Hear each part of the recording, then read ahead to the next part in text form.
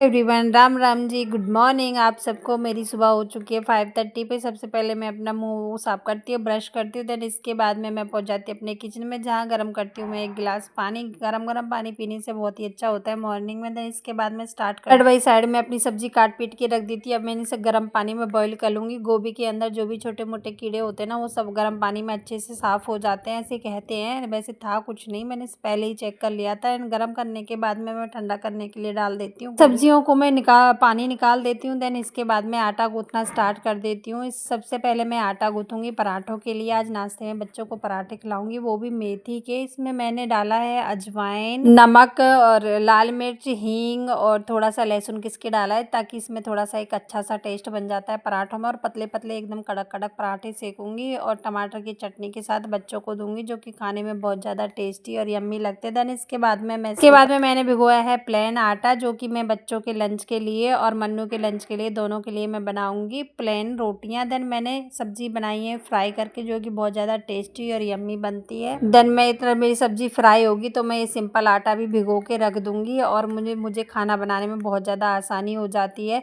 Then क्योंकि जितने आटा भिगोंगी इतने मेरी सब्जी हो जाएगी, तो दोनों काम मैं एक साथ में कर देती हूँ। लेकिन दोनों पे पूरा फोकस रखना चाहिए। आप कभी भी ऐसे दो काम एक साथ में करते हो तो आपको पूरा ध्यान रखना पड़ता है, नहीं तो एक चीज़ खराब हो जाती है। लेकिन कुछ काम ऐसे होते हैं जिन्हें हम एक साथ में कर सकते हैं, जैसे कि मैंने सब्जियां बॉईल करके अपनी पानी निकाल के फ्राई होने के लिए रख दी थी, क्योंकि सब्जी थोड़ा फ्राई होने में टाइम लगाती है। इतने ही मैंने साइड बाय साइड आटा भिगो लिया था, तो मेरे दोनों काम एक साथ हो गए थे। देन इसके बाद में मैं विवान को उठा देती हूँ, आरवी को उठा देती हूँ। आरवी मेरी बेटी पहले ही नहाने धोने के लिए चली गई थी, तो फिर मैंने विवान को भी रेडी कर दिया था और गर्मा गर्म पराठे आरवी को दे दिए थे खाने के लिए चटनी के साथ। और विवान ने सॉस यानी केचप के साथ में खाता है, उसको मिर्ची ज़्यादा लगती है, छोटा भी है इसलिए वो चटनी वटनी नहीं खाता है, तो मैंने उसको केचप दे दिया था। देन मैं फिर से अपने किचन में आ जाती हूँ और इन दोनों के लंचों की तैयारी करने लग जाती हूँ। देन इसके बाद में मेरा पूरा किचन फैला हुआ था, क्योंकि सुबह में मैंने कई सारे काम कर दिए थे, और अभी भी आप देख सकते हो मैं रोटी बनाने के साथ साथ में भी कई काम करने में लगी हुई हूँ।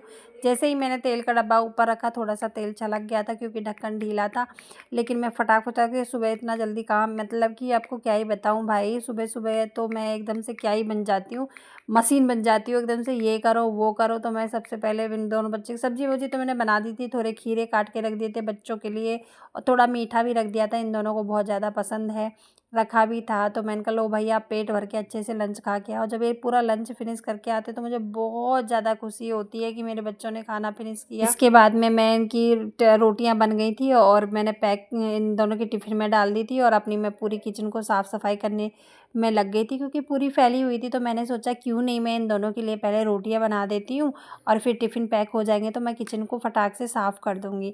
तो मैंने रोटियां रख दी थी, और जो भी मेरा जो सामान जहाँ जहाँ पे शिफ्ट करना था वहाँ पे मैंने शिफ्ट कर दिया था, और इनका टिफ़िन भी मैंने बना के पैक कर दिया था। फिर उसके बाद में साथ ही साथ मैं गैस वगैरह साफ़ कर देती हूँ, स्लैब साफ़ कर देती हूँ, क्योंकि आज थोड़ा टाइम भी बचा हुआ था। बच्चे मेरे इतने लंच फिनिश करके होंगे, फ्री होंगे, अपना लंच, सॉरी आज मिस्टेक हो गई, आप इतने ब्रेकफास्ट फिनिश करके होंगे, इतने मेरा किचन भी हो जाएगा और इन दोनों का टिफ़िन भी हो जाएगा।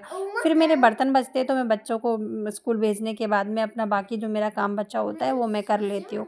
देन इतने वैन की आवाज़ आ जाती है, तो मैं दोनों बहन भाइयों को वैन पे छोड़ने के लिए चली जाती हूँ। देन आके वापस फिर से मैं अपने काम में लग जाती हूँ। हाँ, धो के ब्रेकफास्ट करके मैं भी ऊपर पहुँच जाती हूँ, और थोड़े कपड़े पड़े हुए थे तो मैंने सोचा सबसे पहले मैं कपड़ों को ही धो देती हूँ, क्योंकि आजकल थोड़ी ठंड पड़ी हुई है तो धूप भी ऐसी ही निकलती है, और मेरी छत पे थोड़ा कम ही धूप आती है, इसलिए मैं सबसे पहले कपड़े धुलाई कर दूंगी। देन इसके बाद मैं कपड़े धो ही रही थी, जो अंकल जी ने बोला कि आ जाओ सब लोग डोसा खा लो। जब जिस दिन अंकल जी दोपहर बाद नहीं जाते ना, हम सबको गली में जितने भी लोग हैं सबको डोसा खिलाते हैं। अंकल जी बहुत अच्छे हैं, कोई इडली खाए, डोसा खाए, जो भी जिसको खाना होता है वो खा सकता है भाई। अंकल जी सबको बुला के देते हैं। तो मैंने भी अंकल जी से एक डोसा ले लिया था, क्योंकि मुझे एक ही खाना था, और आरवी स्कूल से आएगी तो मैं और उसके लिए भी छोड़ दूंगी। वैसे वो खाती नहीं, क्योंकि अंकल जी का डोसा ही इतना बड़ा होता है कि मैं आधा ही खा पाऊंगी, तो बहुत ही ज़्यादा टेस्टी और यम्मी। देन इतना काम करने के बाद और यम्मी सा डोसा खाने के बाद मैंने आराम से बैठ के पी थी कॉफ़ी।